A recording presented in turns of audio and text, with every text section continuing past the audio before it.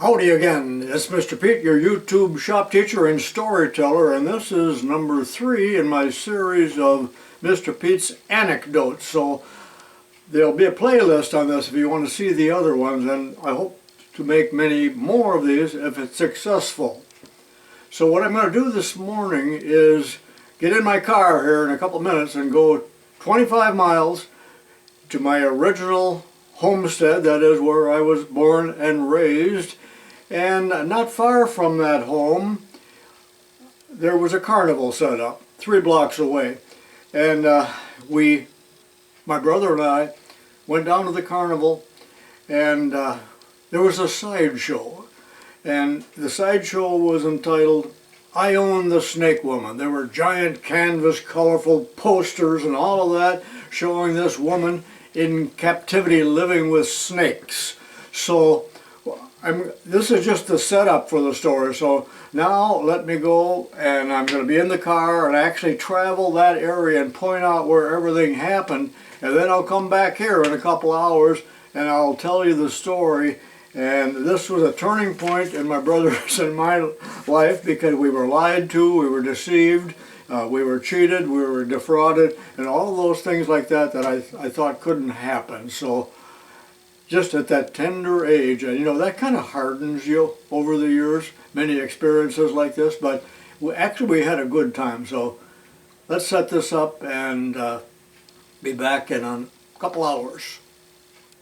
Alright, I've introduced the video already and told you what I'm going to be doing, and now I'm on a field trip to Peru, Illinois, and this house is the house that I grew up in. That would be my bedroom up there on the 2nd floor. So, in approximately 1952, my brother Jan and I are going to go to the carnival, set up about 3 blocks from here. So, I'm going to follow that route right now and take you down to what was the grounds. It's changed considerably, of course. So, can you visualize 2 little boys? I would have been 9, Jan 10, coming down the front steps, and we each were loaded. We got money. We each got a dime. So, down the street we go. And this was a dead end here. That part was not in the city when we were little kids. This was the end, the city limits. Matter of fact, I remember when they built this barn house. So, as we progressed down here, there would have been no sidewalks at that time. This would have been cinders.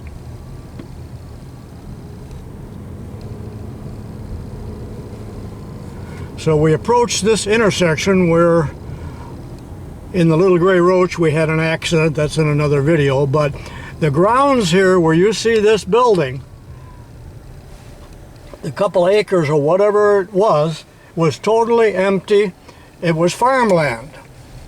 No curbs, no gutters, no nothing. And this is where the circuses and the carnivals would set up when they came to town.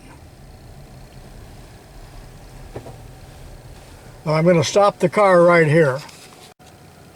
Now, before I go any farther, let me talk a little bit about this corner, because I will tie it all in. See the stop sign there?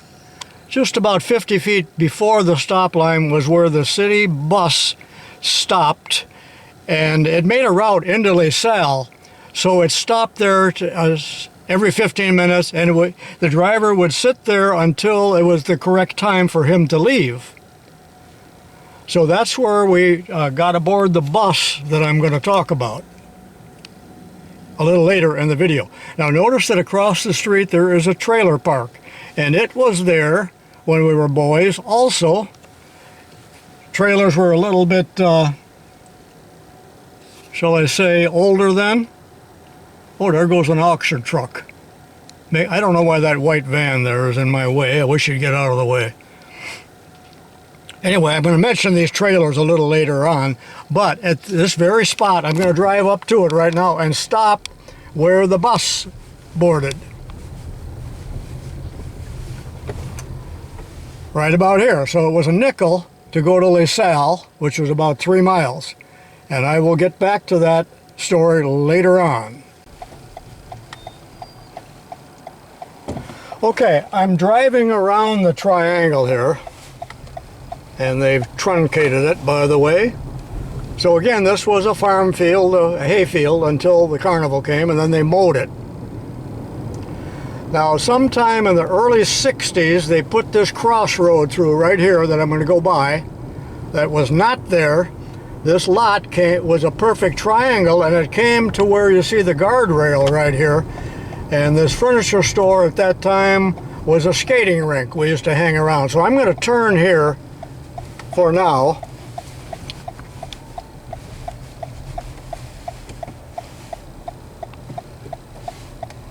Now, I was involved in an accident right at this intersection too. I was not driving, and that's why they reconfigured this. Not because of my accident, but there were probably many. But you can see this is the tip of the triangle right here. So this lot was plenty big for a carnival or a circus. And it was pretty level at the time. So why am I telling you all of this? Because that day at the carnival, we went to a wonderful sideshow act called IONE the Snake Woman. And that tent would have been approximately where you see that pickup truck there. Well, now I've set the stage for the actual story that I intend to tell. So I'm going to go home now in the comfort of my own home and finish the story. And by the way, this stop sign is where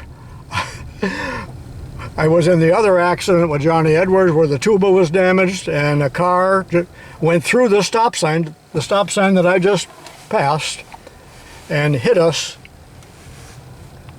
And that's in the other store, Midnight Auto Sale, so you don't need to hear that. So I made a full loop around the triangle, and things are a lot different now. So let me tell you the story of IONE the Snake Woman. Okay, now that I have driven around the general area in Peru, Illinois, here is a map of it, and I lived on the west end of Peru here, so my house that I just showed you is right here. And we walked the 3 blocks down to this triangle that I talked about that was the carnival ground. Let me zoom in just a little bit. Back when this map was printed in the late 50s, this dark line that you see right here was the city limits. So the little triangle, of course, was out of the city. Not that that's a big point. And again, that bus stop is right about here where the tip of the pencil is, and that is Route 6. Now, before I start talking about IONE, let me show you an updated map that is the way the roads are configured to this day. Okay, this map is from about 1970, and the triangle is no longer a triangle, as you can see here, because they have truncated it. But this is the area that I drove around in previous scenes when it was raining. Okay, it took a long time to set that up, didn't it? But now the gist of the story. My brother and I are at the carnival. We're little boys, we got 10 cents each, so we got to spend it carefully. We didn't want to waste it on rides. So we're walking around the carnival grounds and looking at all the displays and things, and here is this tent and big posters, as I said, showing IONE the Snake Woman. And she had been captured in Borneo and brought over on a tramp steamer down in the hole, and she couldn't speak. She was just a wild woman that lived with the snakes. So this really piqued our interest. And there was a barker there. You know what a barker is. He's selling the tickets. And step right up, boys, only 10 cents, see the wild woman from Borneo. And so we had to see this. And he wasn't a bad guy, but he had a tattoo right here that said Paul. Now, we're not even used to seeing tattoos back then, but this was after the war. So some veterans had tattoos, especially guys that had been in the Navy. So he talked us into it. In we go. Now, it's not a real big tent, but once we got in there, there was a pit But actually it wasn't a pit. It was above ground because they moved this carnival around every few days. But it was an enclosure about 3 foot high of colorful canvas in a rectangle, perhaps 8 by 10. I'm not sure exactly. So we came up to that and we looked down in there, and it smelled real bad in there, by the way. And there was IONE sitting amongst all kinds of junk and filth and dirt and bones and snakes. There were a lot of snakes crawling around. Boy, that scared the heck out of us. And IONE looked up at us, you know, with this look of a horror. And she was not an attractive woman, and she was dressed like a gypsy. She was not in chains as they depicted outside because they had already lied to us. So as we looked at her, she looked up, as I said, and she reached down and grabbed a snake off of the ground and threw it up at my brother. And he jumped back just in horror. But in reality, it wasn't a snake at all. It was a piece of rope that they had set up. So there were various pieces of rope in there, and she would interact with the crowd. Again, not an attractive woman. So we spent about 10 minutes in there, and you know, then that was all there was to see. And then proceeded to go back home because we had no money, and I think it was starting to get dark maybe by then. So, all right, that again is what happened, but the story is not over. The best part is yet to come the following day. So, here we go. One thing I failed to tell you a little bit earlier is that IONE had a facial defect, a birth defect. In other words, she was what they used to call a hair lip at that time, but actually it was a cleft palate. So you know what that looks like, but most of these have been repaired nowadays, so you don't see much of that anymore. But remember that it's important that you know that she had a cleft palate. So the next day, we always needed action, so we're going to go to LaSalle Theater, my brother and I, and see an Abbott and Costello movie. So that's why I set this up earlier about the city bus line. So we walked down to where the bus was parked and got on it, a yellow bus, and the bus waits there until 15 minutes is up, and then it would go to LaSalle and make a loop over and over endlessly. So we get on the bus, there's a few other people on there, and remember the carnival's right next to there, you know, lights are blaring and all of that, music playing. So we sit down on the driver's side of the bus, facing forward of course, and it didn't leave yet because, oh, the driver said, he motioned to someone to come over because he was about to take off and 2 people were approaching the bus and wanted to board, and they did. A man and a woman, and they came down the aisle toward my brother and I. Ton, ton, ton, ton. It was IONE and her husband, Paul. The wild woman had boarded the bus, and they sat down right in front of us, and Paul proceeded to put his arm around. There's a chrome rail there, you know, and there, of course, we could see the tattoo, and we could hear them talking. And I can imitate someone with a cleft palate, but I don't think I'll do that. But one other thing that I wanted to say now. All right, we knew we were cheated and defrauded here because IONE was not a wild woman. She was wearing a colorful house dress and jewelry and going to Woolworths in downtown LaSalle to buy some goods, whatever it was. And let me tie in one other little bit of trivia here. Remember I mentioned the trailer park right across the street, because in that trailer park, when I was a boy, there was a girl by the name of Carol that went through grade school with me, and she had a hair lip, a cleft palate. And after the first day of first grade, I remember coming home and asking my mom about that.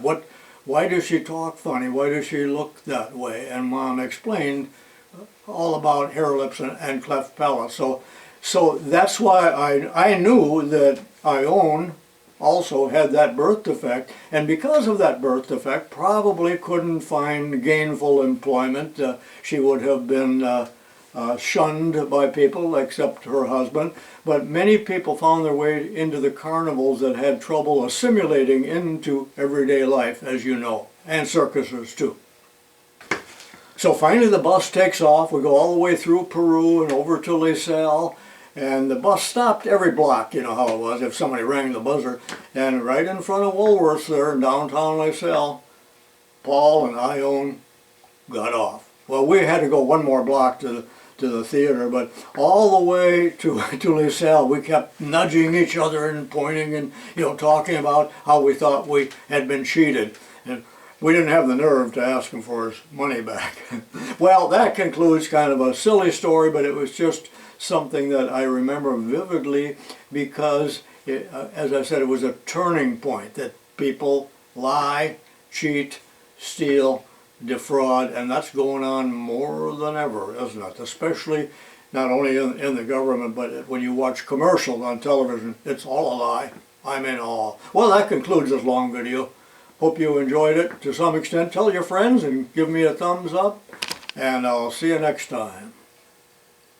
By the way, this is the Illinois River down here, so you can see that we were about a mile from it. Actually less, the way the crow flies, but the route to get to the river was more like this. So it was at least a mile to get down to the river. Why am I telling you that? Because there'll be a lot of videos in the future about the river.